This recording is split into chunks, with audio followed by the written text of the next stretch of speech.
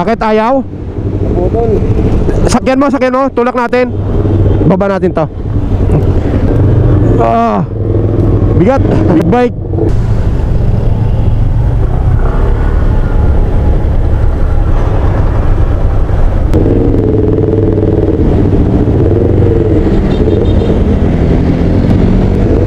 Bakit ayaw? Naputol.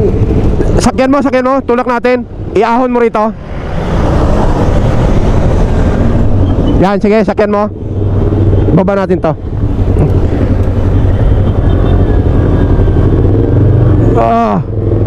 Bigat. Big bike.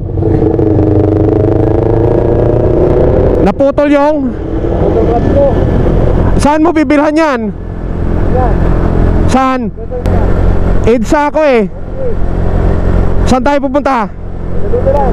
Guadalupe. Okay, sige. Meron ba yan dyan sa Guadalupe? Baka doon na lang sila magpa-rescue. Oo, pwede. Saan ka ba nauwi? Ano pa ako? May yumak pa eh. Yumak? Idaan na lang kita kaya. Saan ba? Saan sa Yumak? Kasi na lang sa may yumak. Basta Yumak lang? O sige, liko tayo doon. Kuha tayong buwelo.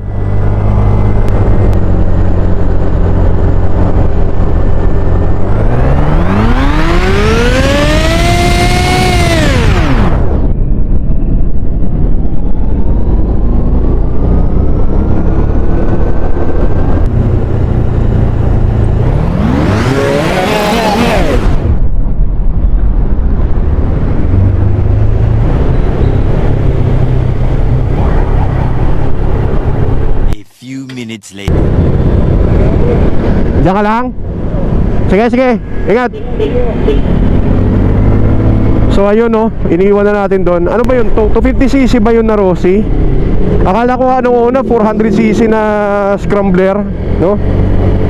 Pero 250cc pala yun, no? Ang sabi niya daw kasi naputulan lang ng clutch. So ang sabi niya nga kanina, dapat EDSA lang daw doon sa may Guadalupe.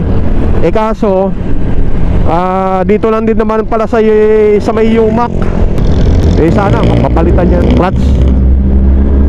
Bigla daw lumambot eh. So suspected niya clutch cable yung problema. Talagang mabigat pala yung mga ganun talaga. Mabigat sa itutulak kapag ka primera. Pero kapag ka tumakbo na, magana lang eh. Yung nakabuelo na siya, halimbawa tumatakbo na siya, magana lang.